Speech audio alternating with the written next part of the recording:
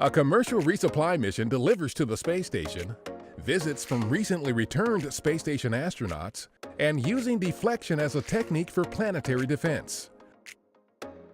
A few of the stories to tell you about this week at NASA.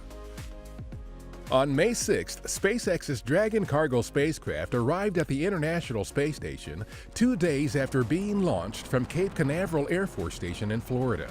The Dragon delivered more than 5,500 pounds of research, supplies, and hardware to the orbital complex. It will remain at the station for approximately 1 month before returning to Earth with about 3,300 pounds of cargo and research.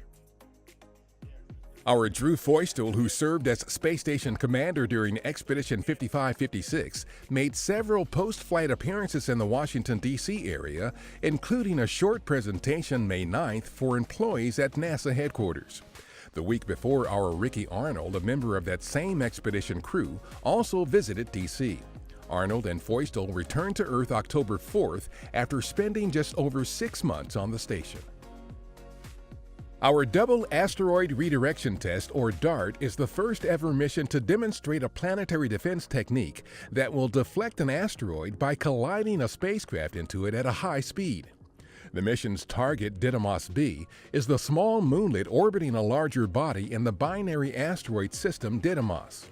Performing the test with a binary system will enable researchers to more easily observe changes to the orbit of the smaller body than if it were a single asteroid orbiting the Sun. DART is targeted for launch in June 2021.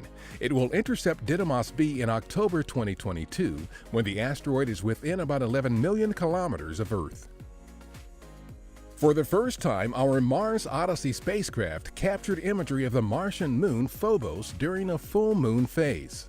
Each color in the new image represents a temperature range detected by the Thermal Emission Imaging System, or THEMIS, Odyssey's infrared heat vision camera.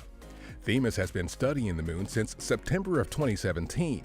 This full moon view is better for studying material composition, whereas half moon views are better for looking at surface textures.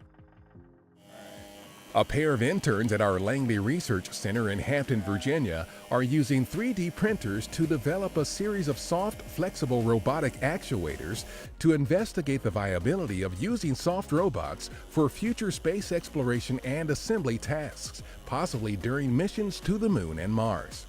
Being constructed from highly flexible materials such as silicone enables soft robots to move more like living organisms, which allows for an increased range of motion that traditional metal robots do not have. That's what's up this week at NASA. For more on these and other stories, follow us on the web at nasa.gov/twan.